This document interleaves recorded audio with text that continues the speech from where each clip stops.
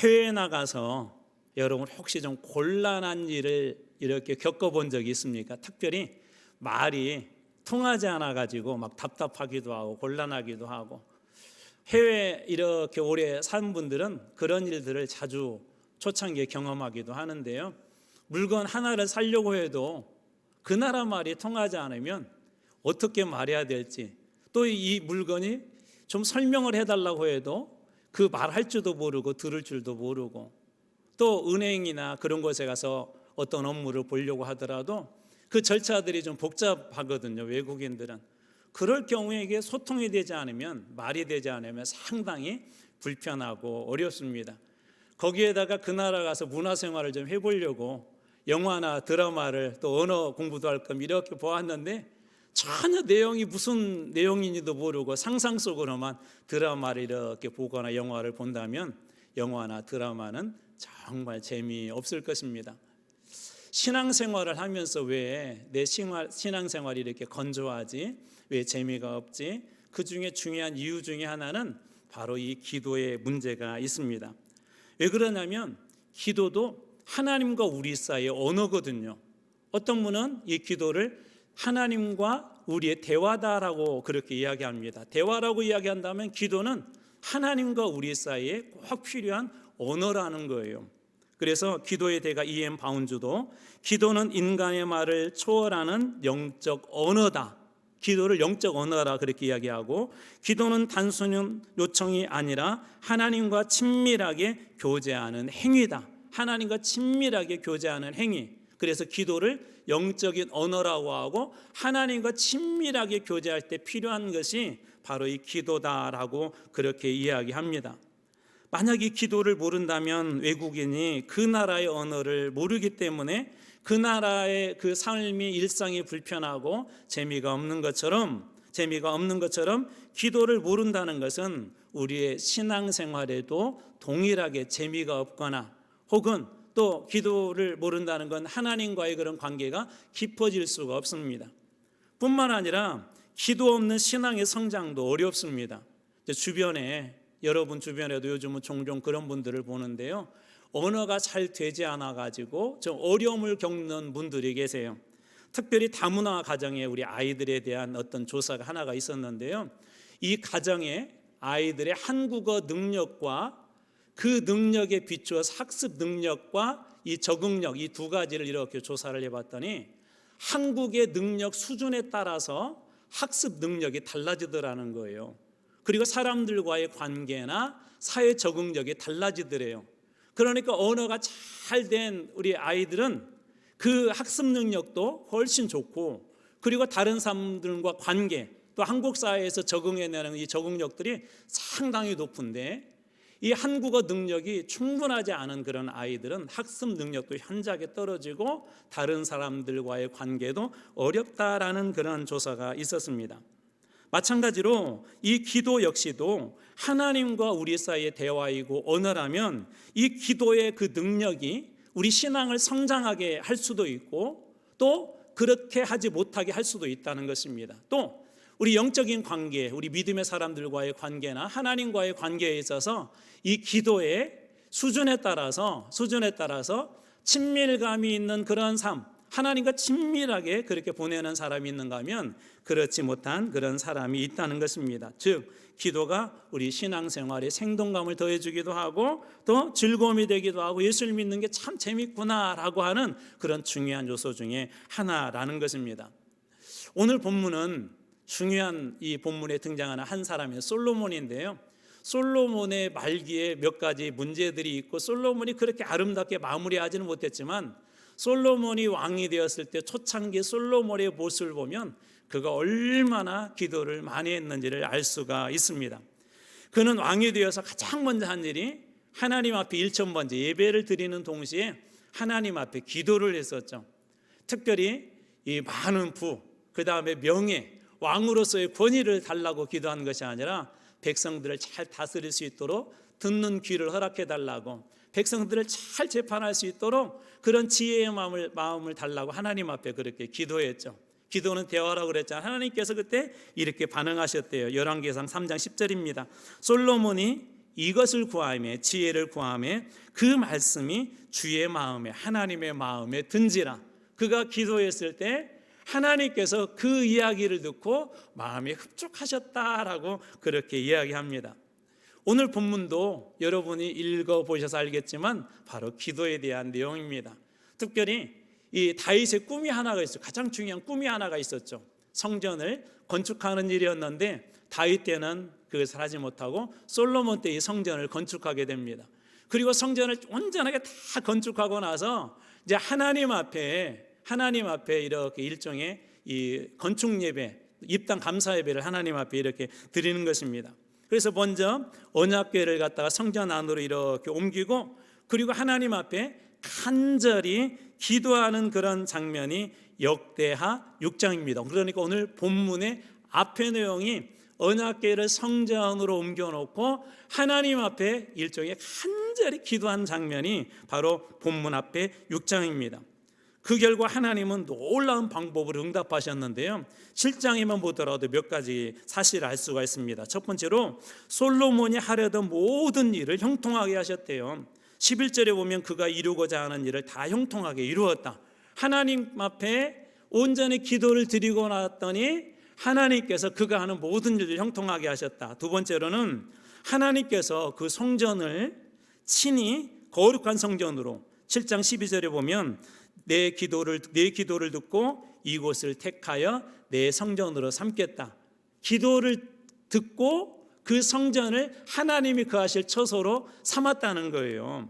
그리고 세 번째로 하나님께서 그 기도하는 것에 귀를 기울이고 앞으로도 계속해서 기도하는 바로 그곳에서 내가 기도한다면 내가 귀를 기울일 것이고 영원히 함께할 것이라고. 그래서 역대하 7장 15절 16절에 보면 이제 이곳에서 하는 기도에 내가 눈을 들고 귀를 기울이리니 내 눈과 내 마음이 항상 여기에, 내가 기도하는 이 성전에 내 마음과 내 눈이 항상 거기 있을 것이라고 하나님께서 그렇게 말씀하십니다. 그것뿐만 아니라 7장, 8장, 9장을 보게 되면 그 이후에 주신 하나님의 놀라운 축복들이 계속해서 이렇게 나옵니다. 솔로몬에게 주신 넘치는 축복들이 등장을 하게 되죠. 예를 들자면 8장에서는 성전을 결점 없이 완성을 했다. 그러니까 열심히 재료를 가지고 제공하고 좋은 기술자들을 세우는 것도 중요했지만 결점 없이 완공하게 된 중요한 요소 중에 하나가 뭐라는 걸 알 수가 있죠? 바로 기도라는 걸 알 수가 있죠. 또 그의 영토가 확장되어지고 심지어 스바의 여왕이 찾아와서 그를 보고 싶을 정도로 솔로몬은 유명해졌을 뿐만 아니라 그의 재산과 지혜가 넘치는 그런 놀라운, 소위 이 세상 사람들이 구하는 모든 복을 이 솔로몬이 다 받습니다. 이처럼 기도하는 사람은 하나님이 주시는 그런 복들을 경험합니다. 그 기도는 이 세상에서 사람들이 하는 단순한 그런 종교 행위하고는 다릅니다. 왜 그러냐면 기도에는 하나님의 임재가 있고 하나님의 능력이 임하고 무엇보다 살아계신 하나님의 응답이 있기 때문에 그렇습니다. 자, 그렇다면 오늘 본문의 말씀이 주는 우리 기도의 축복은 어떤 것일까요? 첫 번째로는 기도는 하나님의 임재를 경험하게 합니다. 기도는 무엇을 경험하게 한다고요? 하나님의 임재, 하나님께서 우리 가운데 오셔서 함께 하시는 것을 기도는 경험하게 해요. 오늘 본문의 말씀의 1절 앞부분입니다. 같이 한번 읽어보겠습니다. 시작. 솔로몬이 기도를 마침에 불이 하늘에서부터 내려와서 그 번제물과 제물들을 사르고. 자, 언제 불이 하늘에서부터 내려왔다고 되어 있죠? 솔로몬이 기도를 마쳤을 때, 하늘에서 불이 내려왔대요. 하늘에서 불이 내려왔다는 것은 하나님께서 그곳에 오셨다는 거예요. 하나님께서 그곳에 임재하셨다는 것입니다. 이것은 어떤 의미가 있을까요? 하나님의 임재가 있느냐 없느냐는 이스라엘이 신앙으로 살아있느냐 죽었느냐, 성전에 하나님의 임재가 있다는 그 성전이 죽은 성전이냐 정말 살아있는 성전이냐, 참된 성전이냐 가짜 성전이냐라는 것을 보여주는 그림입니다.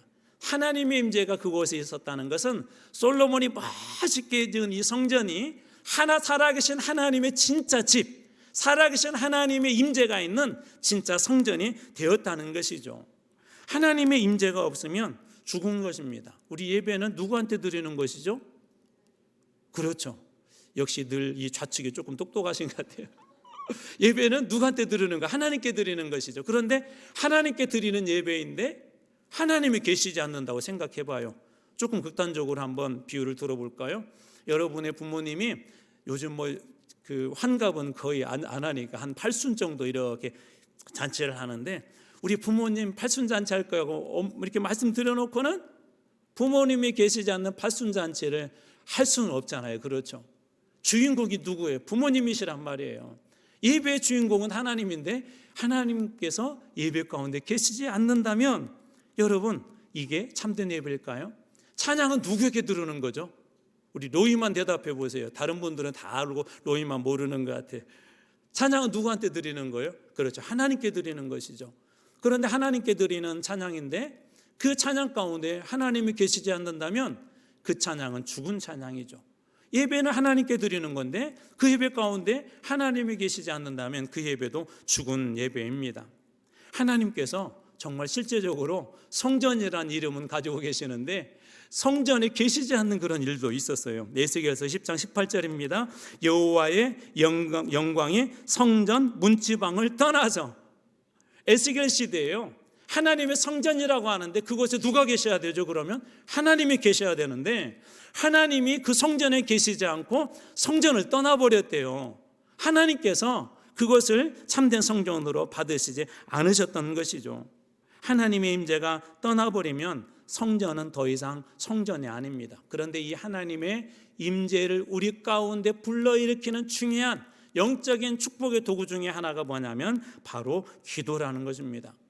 그렇다면 거꾸로 우리 가운데 하나님의 임재가 있으면 어떤 일들이 일어날까요? 첫 번째로는 생명이 살아납니다. 여러분들이 잘 아는 에스겔서 37장 1절입니다. 여호와께서 권능으로 내게 임재하시고, 에스겔에게 하나님께서 권능으로 임재하셨대요. 에스겔이 하나님의 사람이 된 거예요. 그리고 나서 그가 어디로 파송을 받냐면 마른 뼈 골짜기로 파송을 받게 되죠. 그리고 그 마른 뼈 골짜기에서 하나님의 임재가 있는 에스겔을 통하여서 그 골짜기에 이 썩어 빠진 뼈들을, 어떻게 마른 뼈들을 하나님의 군대로 살리는 놀라운 역사들을 일으킵니다. 이처럼 하나님의 임재가 있는 곳에서는 살아나는 역사가 있는 줄로 믿으시기 바랍니다. 저는 우리 예배가 그런 하나님의 임재가 있으면 좋겠어요. 그래서 여러분들이 이곳에 와서 예배 드릴 때마다 여러분들이 지쳤던 그 심령들이 막 다시 살아나고, 그동안 묻어졌던 말씀의 칼날들이 다시 다듬어지고, 그동안 침체했던 우리 신앙들이 다시 살아나는 하나님의 임재가 있는 그런 예배가 되길 주님으로 축원합니다. 두 번째로 하나님의 임재가 있을 때 본질이 회복이 돼요. 신앙의 본질. 사도행전 4장 31절입니다. 빌기를 다함에 모인 곳이 진동하더니, 이것이 하나님의 임재가 있다는 외적인 표시예요. 모인 곳에 이 사람들이 빌기, 기도를 다했대요. 그럴 때 하나님의 임재가 그곳에 있죠. 어떤 일이 일어났죠? 무리가 성령에 충만하여 담대히 하나님의 말씀을 전하니라. 이때 당시에 교회를 핍박했어요. 이때 당시에 더 이상 복음을 전하지 말라고, 예수를 전하면 죽을 거라고 막 심지어 이런 핍박까지도 있었죠. 이들은 교회에 계신 중요한 사명, 본질을 빼앗길 뻔했어요. 그때 했던 일이 뭐라고요? 빌기를 다음에 기도를 하나님 앞에 온전히 드렸다는 거예요. 하나님 앞에 열심히 기도했다는 것입니다. 그렇게 기도하고 났더니 어떻게 됐다고요? 기도하고 났더니 모인 곳이 진동했대요. 하나님의 임재가 있었고 잃어버릴 뻔한 그런 본질을 회복해서 교회가 교회다움으로, 사도행전의 교회가 복음을 전하는 그런 일을 계속해서 할 수 있었던 것입니다. 종종 우리의 신앙이 방황하는 이유 중에 하나는 뭐냐면 기도가 없기 때문에 그래요. 기도하는 사람만이 본질을 벗어나지 않습니다. 기도하지 않으면 하나님의 뜻이 무엇인지 모르잖아요. 하나님이 우리에게 말씀해 주신다고 하는데 이것이 정말 주님께서 원하시는 것인지 아니면 내가 원하는 것인지 구분할 수 없다는 것입니다. 그래서 기도해야 본질이 무엇인지 알 수가 있고, 하나님께서 나를 보내신 뜻을 알 수가 있고, 내가 이 직분으로서의 본질, 교회로서의 사명의 본질들을 감당할 수 있다는 것입니다. 자, 그런데도 왜 우리의 삶에는 종종 기도한다고 하는데 어떤 사람은 기도 열심히 하는 것 같은데 왜 저렇게 살까라고 하는 그런 의문이 드는 경우들이 있을 것입니다. 바로 이것 때문에 그렇습니다. 마태복음 7장 21절입니다. 나더러 주여 주여 하는 자마다 다 천국에 들어갈 것이 아니요. 나더러 주여 주여 한다고 그래서 입에서 예수님 예수님 한다고 그래서 그 모든 사람이 다 천국에 들어가는 것이 아니래요. 바로 형식적인 습관적인 기도 생활을 하기 때문에 기도에 응답이 없는 것입니다. 기도의 능력이 나타나지 않은 것입니다. 끊임없이 어떤 습관적으로 반복하는 그런 언어들이 단언하지만 그것 자체가 우리의 기도의 능력이나 그 사람이 기도의 사람이라는 것을 보장하지 않습니다. 그건 주님께서도 그렇게 말씀하신 거예요. 주여 주여 너희들이 아무리 떠들어대도 그것이 참된 그리스도인의 표지, 주여 주여 너희들이 아무리 한다고 그래서 그것이 기도했다라는 증표가 되는 것은 아니라는 거예요. 여러분, 다른 타종교회도 이런 주문들이 있지요. 끊임없이 반복하는 것들이 있단 말이에요. 그들의 신들에게 끊임없이 어떤 주문을 외웁니다. 심지어 어떤 종교에 가게 되면은요, 이렇게 돌리는 것만 가지고 그것이 기도예요. 그것이 그들의 경전을 읽는 것입니다. 여러분, 그런 행위가 반복적인 행위가 그 사람들에게는 기도처럼 될 수 있지만 습관적인 반복적인 그런 것은 여러분 때로는 기도가 아닐 수 있다는 것을 우리는 기억해야 합니다. 중요한 게 뭐죠? 하나님과 깊은 관계 속에 있는가? 주여 주여 입술로만 하는 형식적인 기도가 아니라 정말 그 가운데 하나님의 임재가 있는가? 이게 중요하다는 것입니다. 그러므로 특별히 여러분 기도를 통해서 하나님의 임재를 경험할 수 있도록 기도하십시오. 예배를 준비하면서 하나님의 임재가 있는 예배가 되도록 기도하십시오. 여러분 예배 자리에 오셔서 그냥 목사님한테 조금 말 한마디 듣는 덕담 정도 듣는 그런 시간이 아니라 하나님께서 이 말씀 가운데 임재해 주셔서 내 심령과 내 삶을 완전히 뒤바꿀 수 있도록 성령님 주님 오셔서 임재해 달라고 그렇게 구하며 나아갈 때 여러분의 삶에도 하나님의 강력한 임재가 있는 이런 놀라운 사건들이 기도 속에 일어나게 될 줄로 믿습니다. 두 번째로 주님께서 기도를 통하여 주신 놀라운 축복은 기도는 하늘의 능력을 이 땅으로 끌어오는 그런 힘이 있대요. 기도는 하나님의 능력을 불러일으키는 그런 힘이랍니다. 큰 비행기는 우리가 이렇게 볼 때는 그냥 비행기고 어떻게 보니까 그냥 하늘을 잘 나는 것 같지만 이 비행기의 무게는 엄청납니다. 이 비행기가 땅의 중력을 이겨내고 땅에서 이륙하여서 하늘을 날기까지는 엄청난 에너지가 필요한 거죠. 엔진이 필요합니다. 그것을 놓아버리게 되면 아무리 세계 최고의 비싼 비행기라 하더라도 그것은 전시물에 불과해요. 하나님께서 아무리 우리에게 기도의 은혜를 주셨어도 그 기도하지 않으면 기도의 어떤 능력도 나타나지 않는다면 기도는 그냥 전시물입니다. 그냥 구경거리입니다. 여러분 그런 기도 가운데 사는데 사단 마귀가 두려워하겠습니까? 그런 기도 생활을 하는데 우리가 영적인 하늘의 큰 은혜를 어떻게 경험하겠습니까? 하늘을 날아봐야 하늘 위에 난다는 게 얼마나 멋진 일인지 아는 것처럼 기도를 해봐야 기도 속에 하나님의 역사하시고 능력으로 베풀어진 그 은혜를 우리는 만나게 될 줄로 믿습니다. 기도하는 사람만이 그런 은혜를 만나게 되는 거예요. 그래서 기도는 초자연적인 역사를 일으킵니다. 오늘 말씀의 2절입니다. 여호와의 영광이 여호와의 전에 가득함으로 제사장들이 여호와의 전으로 능히 들어가지 못하였고 여호와의 영광 여호와의 전에 가득했대요. 저는 여러분들이 기도할 때 우리 예배 가운데도 여러분 모임 가운데도 이러한 역사들이 매 순간마다 일어날 주님으로 축복합니다. 여호와의 영광이 가득한 이 초자연적인 역사가 지금 언제 일어났죠? 1절에 솔로몬이 기도를 마침에 그때 이 초자연적인 역사가 일어난 것입니다. 단순한 사건이 아니라 기도가 하나님의 능력을 불러온 것이죠. 우리 오순절 성령 강림의 사건도 이렇게 일어난 것이죠. 그들이 기도할 때 권능으로 하나님께서 성령을 통하여 그들 가운데 임재하십니다. 강력한 성령의 권능의 역사가 그들 가운데 일어납니다. 그리고 이후에 그들은 기도를 통해 수많은 기적을 일으키기도 하죠. 기도는 놀라운 기적을 만들어냅니다. 홍해 앞에 섰던 모세를 통해서도 그의 기도를 통해서 그 홍해를 갈라주시고 마른 땅과 같은 길을 예비해 주시지 않습니까? 여러분들이 잘 아는 엘리야는 어떻습니까? 열왕기상 18장에 보면 엘리야는 하나님 앞에 이렇게 기도합니다. 여호와의 응답하소서 응답하소서라고 그가 기도했을 때 여호와의 불이 내려와서 임재하여서 강력하게 그곳에 내려와서 번제물과 나무와 돌과 흙을 태우고 또 도랑의 물도 핥았다. 기도는 이처럼 불가능한 일들을 가능하게 하죠. 모든 번제물의 모든 제물들이 다 젖어 있었어요. 그런데도 이 기도 가운데 하나님은 능력으로 엘리야의 그 기도의 제단, 예배의 제단 가운데 놀랍게 역사합니다. 이처럼 기도는 놀라운 역사들을 만들어내요. 어느 선교사님이 밀림에서 이렇게 사역을 하다가 사역을 이렇게 하다 보면 가끔 곤란한 일을 이렇게 겪을 때가 있습니다. 이 선교사님도 이제 사역을 하던 중에 밀림에서 밀림이지만 그래도 이렇게 사륜 구동차로 움직일 수 있는 그런 곳이었대요. 그런데 그만 어느 순간에 기름이 떨어진 줄도 모르고 운행을 한 거예요. 차 안에 더 이상 여분의 기름도 없었습니다. 이 선교사님이 할 수 있었던 게 기도밖에 없었대요. 그래서 하나님 앞에 기도했대. 그리고 믿음으로 시동을 켰대요. 차가 움직였을까 안 움직였을까요? 믿음이 없는 자들이요. 차가 움직였대요. 너무 황당하죠. 근데 저는 이러한 이야기들을 종종 우리 선교사님들에게 듣습니다. 왜 그러냐면 그런 상황에서는 누구도 사실 인간적인 방법으로는 기름이 필요하면 할 수 있는 방법이 없기 때문에 하나님 앞에 그렇게 매달리기도 합니다.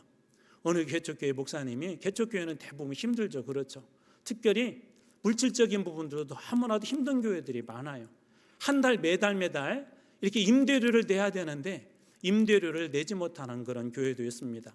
어느 교회 개척교회 목사님이 그 달에 헌금이 너무 적게 들어와가지고 그동안에 여기서 돈을 빌렸기 때문에 임대료를 낼 수가 없었대요. 할 수 있는 게 뭐가 있을까요? 그럴 때 목사님도 할 수 있는 게 더 이상 누구에게 손을 빌릴 수도 없고 그래서 하나님 앞에 기도했대요. 그런데 어떤 분이 지나가다가 놀랍게도 그분이 쑥 들어오더니 돈봉투를 하나 던져놓고 가더래요. 얼마가 들었게요? 역시 믿음이 없는 세대 같으시군요. 필요한 만큼의 임대료가 그 안에 들었다는 거예요. 저는 이 일을 정말 선교지에서 경험해 보았어요. 이 필요한 임대료를 내야 되는데 없을 때 어느 분이요, 남편이 믿지도 않는 분이고 외국분이신데 남편이 그 남편에게 믿지도 않는 분도 외국분인데 집을 팔았는데 그 11조를 내가 교회에 내겠다 그랬더니 믿지 않는 그 남편이 흔쾌히 허락하더래요. 그것으로 필요한 재정을 채운 적도 있습니다. 이처럼 기도에는 초자연적인 역사들이 일어나요. 우리 한국의 대표적인 지성으로 꼽히는 이어령 교수님, 지금은 고인이 되셨지만 여러분들이 잘 아시는 것처럼 이분이 70세에 예수를 믿게 되었습니다. 근데 예수를 믿게 된 그 뒷벽에는 누가 있었냐면 그의 딸이 있었어요. 그분의 딸. 그 아버지를 위해서 늘 기도하고 전도를 했는데도 한 번도 그 아버지가 교회를 가지 않았습니다. 그런데 어느 날 그분의 모든 것들이 다 무너져요. 그리고 나서 쓴 책이 지성에서 영성이라고 하는 책인데 그 책 표지에 이분의 그 내용의 전체를 함축한 이런 문장이 들어있습니다. 사랑하는 내 딸아, 너의 기도가 높은 문지방을 넘게 했다. 높은 문지방이란 그분이 가지고 있는 지성, 그분이 가지고 있던 그동안에 깨트릴 수 없는, 신앙이 결코 뚫고 들어올 수 없는 그 모든 것들을 깨트려서 70이 넘은 한국의 대표적인 지성인 그를 깨트리고 무너뜨린 게 그의 딸의 기도였다는 거예요. 어느 누구도 다른 사람은 몰라도 이렇게 지적인 이어령 교수는 절대 예수를 믿을 수 없다라고 했는데 그 사람에게, 그분에게 이러한 역사들이 일어난 것이죠. 이처럼 기도는 놀라운 역사를 만들어냅니다. 기도는 어떤 한 사람의 넘지 못할 문지방을 넘게 합니다. 기도는 깨뜨리지 못할, 절대로 그 문지방을 지나칠 수 없게 하는 그 문지방을 넘을 수 있게 하는 것이 바로 이 기도입니다. 왜 그럴까요? 이 기도를 응답하시는 분이 살아계신 우리 하나님이시기 때문에 그렇습니다. 저는 여러분들이 하나님 앞에 기도하며 나갈 때 하늘의 큰 능력이 여러분들에게도 임하고 여러분들을 통하여서 이 기도의 놀라운 응답이 있기를 주님으로 축원합니다. 특별히 이번 다음 세대를 위한 기도회 때 다 나오세요. 우리 다 나와서 우리 교회에 많은 숙제가 있잖아요. 우리 다음 세대에 많은 숙제가 있잖아요. 나라 민족을 위한 우리 많은 기도가 있지 않습니까? 이번 기도회가 여러분들에게 하늘의 능력을 땅으로 끌어오고 그리고 이 땅에서 하나님의 뜻이 이루어지는 기적과 같은 일들이 여러분들에게도 많이 일어나는 그런 간증이 있는 기도가 될 줄로 믿습니다. 그리고 마지막 세 번째로 기도는 하나님께 영광을 돌려야 한다는 거예요. 여러분, 기도하되 우리가 어떻게 기도해야 될까요? 여러분, 어떻게 기도하세요? 우리가 어떻게 이 기도를 통하여서 이 놀라운 응답을 받고 이 기도를 통하여서 어떻게 하나님의 임재를 경험할 수 있을까? 첫 번째로는 부르짖으라는 거. 여러분이 잘 아는 말씀 예레미야 33장 3절, 너는 내게 부르짖으라 내가 내게 응답하겠고 내가 알지 못하는 크고 은밀한 일을 내게 보일 것이다. 두 번째로 여러분, 자녀를 위해서 꼭 눈물로 기도해 주십시오. 자녀를 위해서. 누가복음 23장 38절입니다. 예루살렘의 딸들아, 나를 위하여 울지 말고 너희와 너희 자녀를 위해서 어떻게 해라?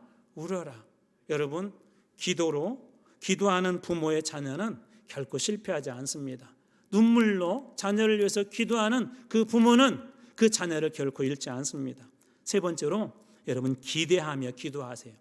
우리 기도할 때 들어주실까가 아니라 하나님께서 나같이 부족하지만 나 같은 사람의 기도도 들어주실 거야 믿으며 기대하며 기도하라는 것입니다. 마태복음 7장 11절입니다. 너희가 악한 자라도 좋은 것으로 자식에 줄 줄 알거든 하물며 너희 하늘에 계신 너희 아버지께서 구하는 자에게 무엇으로? 좋은 것으로 주시지 않겠느냐. 그리고 네 번째 가장 중요한 원칙이 구하는 자만이 얻는다는 것입니다. 야고보서 4장 2절입니다. 너희가 얻지 못함은 구하지 아니하기 때문이요. 얻지 못하는 이유는 뭐라고요? 기도하지 않기 때문에. 이번에 우리 국민 가수로 불리는 송대관 씨가 이렇게 하나님의 부르심을 받았어요. 이분이 가수로 이렇게 데뷔를 했지만 10년 동안 나훈아 씨의 그늘에 가려가지고 전혀 빛을 못 봤대요. 그러다가 가수 데뷔 10년 만에 이 곡으로 히트를 쳤죠. 혹시 무슨 노래인 줄 아세요? 말씀은 잘 모르는데 네, 해뜰날 이런 가사로 시작하잖아요. 꿈을 안고 왔단다. 그 다음 뭐죠? 네, 내가 왔단다. 슬픔도 괴로움도 모두 비껴라. 안 되는 일 없단다. 노력하면 쨍하고 해뜰날 돌아온단다. 저는 이 가사를 읽다가 이렇게 바꿔봤어요. 꿈을 안고 왔단다. 내가 왔단다. 슬픔도 괴로움도 모두 비껴라. 안 되는 일 없단다. 기도하면은 쨍하고 해뜰날 돌아온단다. 여러분, 세상 노래도 세상 사람도 꿈만 가지고 있어도 또 열심히 노력만 해도 쨍하고 해뜰날이 돌아온다고 하는데 우리는 거기에다가 하나님이 주시는 강력한 은혜의 보증수표인 기도의 자리에 돌아간다면 이런 일들이 충분히 일어나고도 남지 않을까요? 세상 사람들에게만 쨍하고 해뜰날이 오는 것이 아니라 기도하는 사람들에게는 더 큰 이런 역사들이 오게 될 줄로 믿습니다. 오늘 솔로몬이 그런 일을 경험하고 기도한 후에 이런 일들이 일어났대요. 역대하 7장 3절입니다. 이스라엘 모든 자손은 불이 내리는 것과 여호와 영광이 성전 위에 있는 것을 보고 돌을 깐 땅에 엎드려 경배하며 여호와께 감사하고 하나님께 영광을 돌렸다는 거예요. 지금 누가 기도를 마친 거죠? 솔로몬이 기도를 마친 거죠. 우리는 이렇게 이야기할 수가 있어요. 우리 교회가 여기까지 온 게 내가 기도해서 그래. 내가 그때 작전 기도해서 그것이 아니라 솔로몬이 그가 기도했을 때 불이 임하고 하나님의 영광이 임했지만 이 모든 일들을 솔로몬과 이스라엘 백성들은 하나님께 영광을 돌린다는 게 무슨 얘기예요? 기도하는 사람은 자기에게로 영광을 돌리지 않습니다. 하나님께 영광을 돌립니다. 기적이 일어나고 어떤 놀라운 일들이 일어나 내가 기도해서 내가 저 사람에게 안수해서 내가 저 사람을 위해서 금식 기도했기 때문에 일어났다 그렇게 이야기하지 않고 하나님께 영광을 돌린다는 거예요. 기도는 하나님의 영광을 나타내는 교회의 목적과도 연결되어 있죠. 로마서 15장 6절 말씀입니다. 한 마음과 한 입으로 교회는 한 마음과 한 입으로 하나님 곧 우리 주 예수 그리스도의 아버지께 영광을 돌리게 하려 하노라. 하나님께 영광을 돌리는 게 교회의 중요한 목적이래요. 여러분이 잘 아는 고린도전서 10장 31절 그런 너희가 먹든지 마시든지 무엇을 하든지 다 무엇을 위해서 하라고요? 하나님의 영광을 위해서 하라고. 그래서 기도한다는 것은 뭐냐면 하나님의 영광을 드러내는 거예요. 내가 기도함으로 하나님의 뜻이 이루어지고 내가 기도함으로 하나님의 나라가 이 땅에 일어나는 걸 세상 사람들이 봄으로 하나님은 정말 살아계시네. 저 사람 기도하고 기도의 내용을 보고 기도 응답 받는 걸 보니까 하나님 살아계시네. 저 집 자녀를 보니까, 저 어머니가 기도한 걸 보니까 저 자녀가 저렇게 변하는 걸, 하나님 살아계시네. 기도를 통해서 누구의 영광이 드러나는 거예요? 하나님의 영광이 드러나는 것입니다. 그래서 조지 밀러 목사님도 기도의 목적은 단순히 응답받는 것이 아니라 하나님께 영광을 돌리고, 기도의 목적은 단순히 응답받는 것이 아니라 누구의 영광을 돌린다고요? 하나님께 영광을 돌리고 하나님의 신실하심을 드러내는 것이다. 존 파이퍼 목사님도 이렇게 이야기합니다. 하나님의 영광을 아는 것이 인생의 궁극적 목적이다. 하나님의 영광을 아는 것, 영광을 돌리는 게 인생의 궁극적 목적이래요. 기도는 하나님의 영광을 경험하는 수단이며, 그런데 그 영광을 드러내고 영광을 아는 게 목적인데, 기도는 바로 그 하나님의 영광을 경험하는 수단이래요. 기도할 때 하나님의 영광을 경험하고 하나님의 영광을 드러낸다는 것이죠. 뿐만 아니라 기도는 모든 흐름을 바꾸어 놓기도 합니다. 6.25는 우리나라에게서 비극적인 그런 사건이지 않습니까? 여러분이 잘 아는 낙동강밖에 남지 않은, 낙동강 이남밖에 남지 않은 절대절명 그런 위기 가운데 있었을 때 인천 상륙작전이라고는 아주 위대한 작전이 성공을 하죠. 그런데 이 성공의 뒤편에는 뭐가 있었냐면 많은 분들의 기도가 있었습니다. 맥아더 장군이 이 어려운 작전을 시작하면서 교회에 부탁을 했대요. 미국 교회, 한국 교회, 이번 작전이 꼭 성공하도록 기도해 주십시오. 기도해 주십시오. 기도해 주십시오. 대한민국의 자유가 다 끝나는 그 시점에 기도로 이 전쟁의 흐름, 전세가 뒤바뀐 거예요. 기도로 전세가 뒤바뀐 거예요. 하나님이 거기 계시니까 흐름이 바뀐 것입니다. 저희 교회 성도 중에 우리 아이를 이렇게 출산했는데 선천성 대사 이상 검사를 했는데 폼페라고 하는 그런 수치가 있대요. 그 수치가 안 좋게 나왔어요. 이 수치가 안 좋게 나왔다는 건 뭐냐면 이건 희귀성 질환이고요, 유전병이고요, 평생 치료를 받아야 되는데 광주에 사는데 서울로 올라가서 치료를 해야 되고 치료도 할 수도 없는 그런 상황이었어요. 그래서 이제 이것을 계속해서 검사해서 이게 진짜냐 가짜냐, 아니면 보균자냐 아니면 진짜 이렇게 확진자냐라는 것을 계속해서 검사하는데 인간적인 힘으로 할 수 있는 게 아무것도 없잖아요. 그래서 주변 분들에게, 그리고 저에게도 기도 부탁을 하고 또 가까운 구역 식구들에게도 기도 부탁을 하고 이 일을 위해서 기도해 달라고 그랬어요. 근데 참 감사하게도 하나님께서 최종적인 결과를 보균자로, 치료받지 않아도 되고 그냥 보균자로 남도록, 아무런 문제 없도록 그렇게 흐름을 바꿔주셨습니다. 여러분, 기도는 이처럼 우리의 흐름을 바꿉니다. 여러분, 특별히 주의하십시오. 기도하지 않은데, 성령께서 계시지 않는데 내가 예수 잘 믿고 있다, 교회 다니는데 별일이 없다, 내 자녀들이 잘 된다, 교회 와서 무슨 사역 하는데 아무런 문제 없다, 혹시 그런 분들이 계시다면 정말 주의하십시오. 기도가 없다는 건 하나님 없이 일한다는 것입니다. 성령이 없다는 건 하나님이 계시지 않는다는 것입니다. 우리가 직분을 감당하거나 예배를 드리거나 하나님 앞에 사역을 하는데 이것이 없다면 그 사람은 결코 하나님의 일을 하고 있는 것이 아닙니다. 특별히 기도하는 사람은 그래서 하나님이 주신 은혜들로 채웁니다. 여러분, 교회는 말씀을 듣고 하나님의 그 기도가 풍성해지고 하나님의 역사가 있을 때 그 교회가 올바르게 돌아갈 줄로 믿으시기 바랍니다. 우리 찬양 중에 이런 찬양이죠. 기도를 멈추지 말라.